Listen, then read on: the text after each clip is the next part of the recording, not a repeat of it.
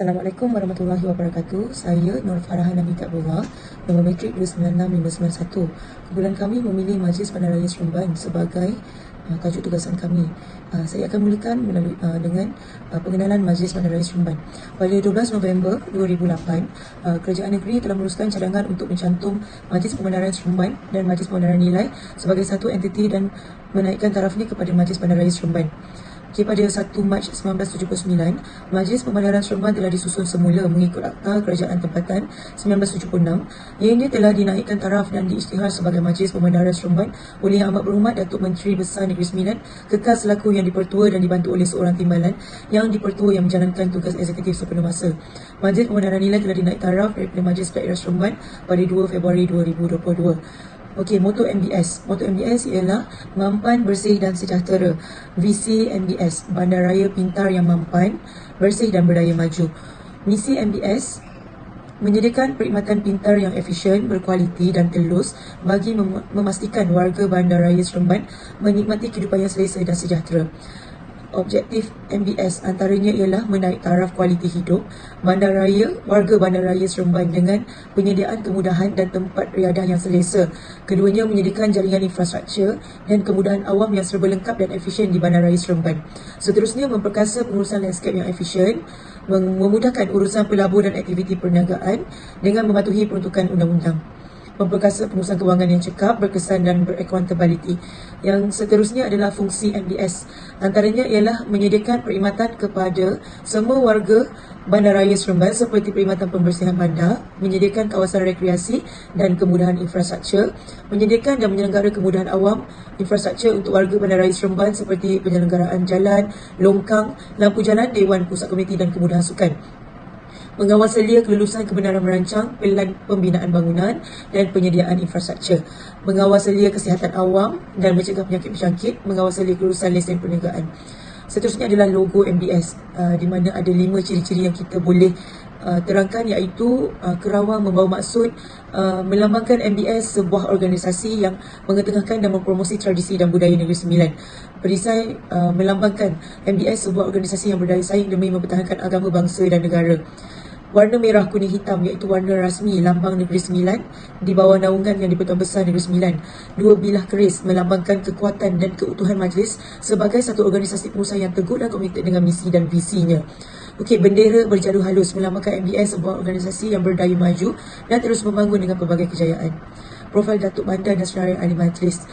Datuk Bandar ialah Datuk Masri bin Haji Razali yang dilantik pada tahun 2021 pada bulan Julai dan menjawab penjawatan sehingga kini, dan mereka terdiri daripada 22 orang ahli majlis.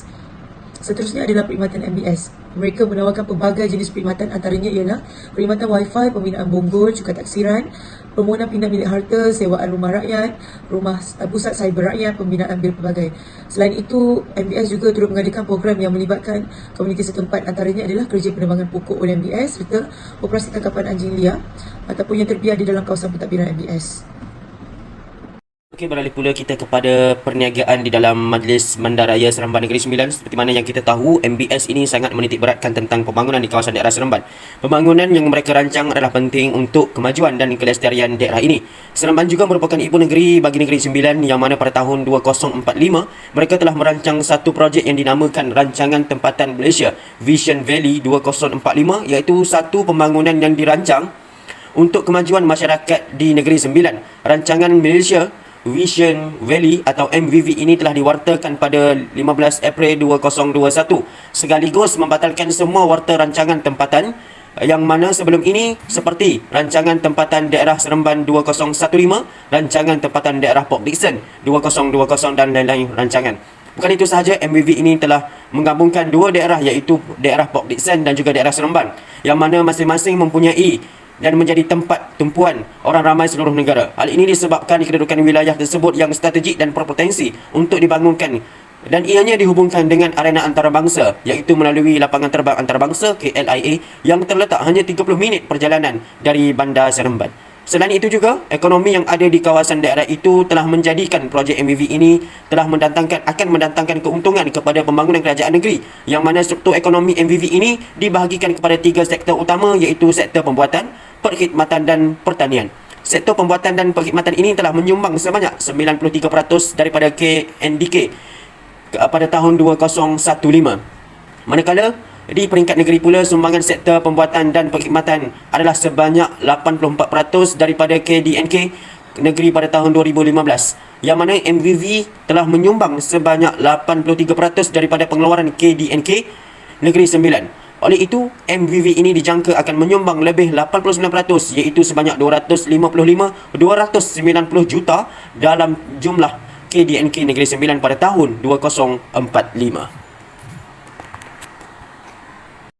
Seterusnya, perlesenan dan permit bagi MBS. MBS ini mempunyai kedudukan yang strategik bagi mengambil peluang untuk mengembangkan perniagaan kepada rakyat tempatan dan pelancong. Kedudukannya yang berada antara yang terdekat dengan pusat persinggahan udara seperti lapangan kapal terbang KLIA, yang mana rata-rata pengunjung dari luar negara akan melalui daerah Seremban ini untuk melancong.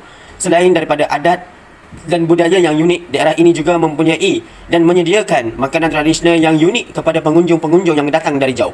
Oleh itu, Majlis Bandaraya Seremban ini menyediakan kawasan perniagaan yang menjadi tarikan kepada pengunjung di sekitar daerah itu. MBS ini telah menyediakan beberapa inisiatif kepada peniaga seperti memiliki lesen perniagaan yang sah daripada MBS. Hal ini kerana perlesenan itu bukanlah suatu bentuk bebanan, tetapi juga sebagai panduan kepada usahawan-usahawan di daerah ini bagi mematuhi etika dan peraturan di daerah ini.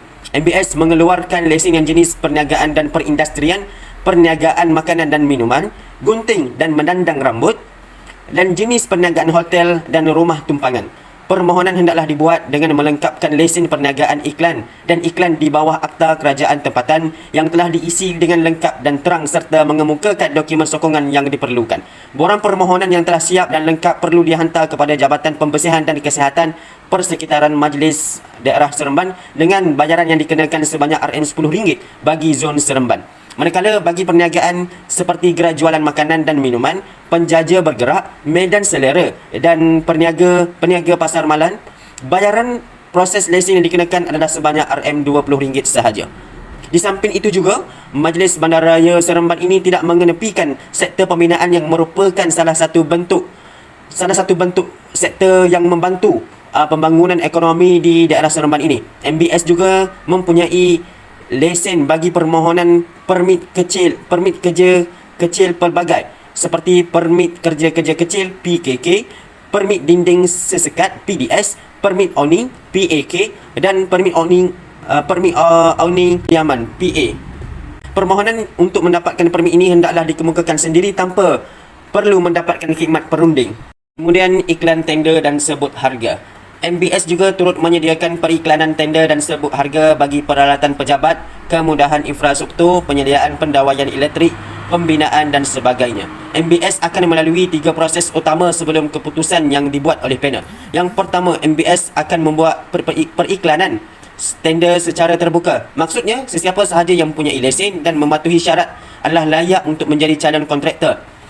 Yang kedua adalah keputusan sebut harga. Setelah iklan dibuat oleh MBS, syarikat atau kontraktor ini hendaklah menghantar sebut harga kepada MBS untuk dinilai oleh ahli panel yang terdiri panel lembaga perolehan, yang mana keputusan ini mengambil masa yang agak lama memandangkan beberapa siri mesyuarat akan dilaksanakan. Dan yang ketiga, keputusan tender, yang mana keputusan ini adalah di dalam mesyuarat lembaga perolehan. Mesyuarat ini akan memutuskan kontraktor mana yang akan terpilih untuk menyiapkan projek-projek yang telah dimohon. Contohnya, pada tahun 2023, seramai 17 sebut harga bagi barangan hardware yang dipilih berpotensi menjadi petender kepada MBS ini. Namun, hanya 4 sahaja yang dipilih bagi petender bekalan barangan hardware ini. Keputusan ini dilaksanakan secara adil bagi memastikan tiada ketirisan berlaku semasa sesi pemilihan tersebut dijalankan. Yang ketiga adalah pembangunan ekonomi. Seperti mana sedia maklum, daerah Seremban ini kaya dengan kawasan pelancongan yang kian meningkat saban tahun. Oleh kerana itu, kemanjiran pelancong ini menjadi keutamaan MBS bagi memastikan setiap pelancong yang datang ke Seremban ini dapat menikmati makanan yang unik dan hanya di Seremban sahaja makanan tersebut boleh didapati. Atas sebab itu, MBS telah menyediakan beberapa inisiatif kepada pengusaha untuk menjalankan aktiviti perniagaan secara sistematik dan teratur. Pembinaan di bawah seliaan MBS adalah seperti kompleks penjaja Jalan Lee Sam, gerai sementara Lee Sam, petak tempat letak kereta penjaja, Taman Bukit Cedang dan dan gerai pusat kraftangan di Seremban. Demi meningkatkan taraf kehidupan masyarakat di daerah ini, usaha MBS membuatkan para pengusaha di kawasan ini boleh hidup dengan aman dan damai. Kerana dengan adanya gerai-gerai dan kemudahan ini, para peniaga tidak perlu untuk mengeluarkan modal membeli kemah jualan dan sebagainya. Inisiatif ini adalah bagi menggerakkan taraf ekonomi di daerah Seremban. Kemudian berkaitan dengan kadar sewaan bagi tapak perniagaan gerai perniagaan, MBS mengenakan bayaran sewaan dengan kadar harga yang berpatutan sahaja bagi gerai sementara Lee Sam adalah berjumlah RM40 bagi perniagaan pelbagai. Jumlah sewaan sebanyak RM40 itu adalah kadar sewaan selama sebulan. Jadi, secara tidak langsung MBS telah membantu para pengusaha untuk meningkatkan mutu dan kualiti barangan yang dijual. Seterusnya, Directory Selain daripada pembangunan ekonomi, MBS juga turut mempamerkan senarai nama-nama firma arkitek yang terlibat dengan periklanan tender yang terpilih.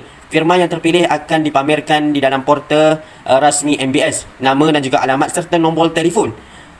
Firma diletakkan bagi memudahkan orang awam mengetahui firma yang terpilih dan mempunyai kriteria yang tepat. Begitu juga dengan pelukis plan. Pelukis plan yang dilatih oleh MBS ini adalah yang bertauliah, dan firma pelukis plan ini turut dipamerkan di dalam portal rasmi MBS. Nama dan juga alamat firma ini dipamerkan bagi mengelakkan berlaku unsur nepotisme dan juga kronisme di dalam MBS ini. Namun bagi sesebuah projek yang berskala besar, MBS akan melantik jururancang iaitu Malaysian Institute of Planner, yang mana MIP ini berfungsi sebagai penasihat kepada sesuatu pembangunan di dalam negara. Assalamualaikum dan selamat sejahtera. Nama saya Siti Nur Muazzah binti Ahmad, nombor matrik 296600 dari kampus Melaka. Sejarah Bandar Seremban ini berasal daripada perkataan sungai, bermaksud sungai dan ujung yang berujuk kepada penghujung ataupun penamat. Asal-usul ini berkaitan dengan peristiwa penebangan pokok Merbau Tua di Rembau. Semasa pemerintahan Portugis di Melaka, Sungai Ujung berada di bawah pemerintahan Sultan Johor pada tahun sekitar 1760. Kawasan ini merangkumi beberapa daerah seperti Beranang, Pantai, Rantau, Kelawang, Paroi, Mantin, Labu, Mendom dan Ligi. Seremban pada ketika itu telah menjadi pusat melombong biji timah dan pusat perdagangan. Peniaga pada ketika itu telah menggunakan Sungai Ligi sebagai laluan pengangkutan perdagangan dan juga pertanian. Penjajah Inggeris telah mengambil kesempatan untuk campur tangan dalam pergolakan yang berlaku di kalangan tokoh tempatan seperti Datuk Kelana dan Datuk Shah Bandar yang berkaitan dengan hak dan kawasan perlombongan biji timah akibat daripada pergolakan yang tiada kesudahannya. Akibat daripada peristiwa tersebut, Seremban telah mula membangun dengan adanya deretan kedai di sepanjang jalan-jalan utama. Pesona Seremban, waris dan budaya. Bandar Seremban ini telah wujud sejak kurun ke-17. Kemasukan orang Minangkabau kerana mereka berasimilasi dengan penduduk tempatan dan menyumbang kepada budaya dan juga warisan. Keadaan ini telah mencerminkan sejarah perpaduan budaya yang unik dalam pembentukan identiti Negeri Sembilan. Akta Warisan Kebangsaan 2005 iaitu Akta 645 merupakan alat undang-undang yang penting dalam pemeliharaan dan pemeliharaan warisan kebudayaan semula jadi dan harta karun negara. Bangunan warisan kebanggaan di Negeri Sembilan adalah SMK King George V yang terletak di Bandar Seremban, dan sekolah ini pertama kali dilancarkan pada 15 Januari 1923 di dalam sebuah bangunan stesen kereta api. Ia telah dirasmikan oleh W.G. Ormsby George pada 23 April 1928. SMK King George V ini pada awalnya merupakan sebuah hospital pada zaman pemerintahan Jepun, dan bilik Dewan Utama sekolah tersebut pernah dijadikan bilik penyiasatan oleh askar Jepun pada ketika itu. Jejak warisan Seremban. Pelan pembangunan dan strategik pelancongan Seremban 2018 hingga 2023. Antara objektif bagi projek Jejak Warisan Seremban adalah 1. Melindungi dan memelihara keunikan warisan yang terdapat di Bandar Seremban untuk generasi yang akan datang. 2. Meningkatkan imej kawasan warisan di Seremban dan mempromosikan jejak warisan dan makanan sebagai satu sumber tarikan pelancongan. 3. Mewujudkan peluang ekonomi kepada penduduk dan di sekitarnya. 4. Melahirkan semangat cintakan negara dan berbangga menjadi sebahagian warga negara Malaysia. Persembahan tarian kebudayaan Colours of Negeri Sembilan. Ia bertujuan untuk memberi peluang kepada pelancong merasai dan menghayati kepelbagaian kebudayaan di Negeri Sembilan. Aktiviti pelancongan. dapat menikmati masakan tradisional Melayu terutamanya masakan salai, masakan lemak cili api. Mengunjungi sejarah warisan, contohnya Masjid Jamik di Seremban ini merupakan masjid tertua di Negeri Sembilan dan ia mempunyai ciri seni bina yang unik dan berbeza. 2. Pelbagai kuil dan tokoh yang menarik seperti Kuil Seri Bala Tan Dayutapani, Kuil Seri Sedayan, Tokong Tizing untuk merasai keunikan budaya, sejarah dan keindahan alam di Negeri Sembilan.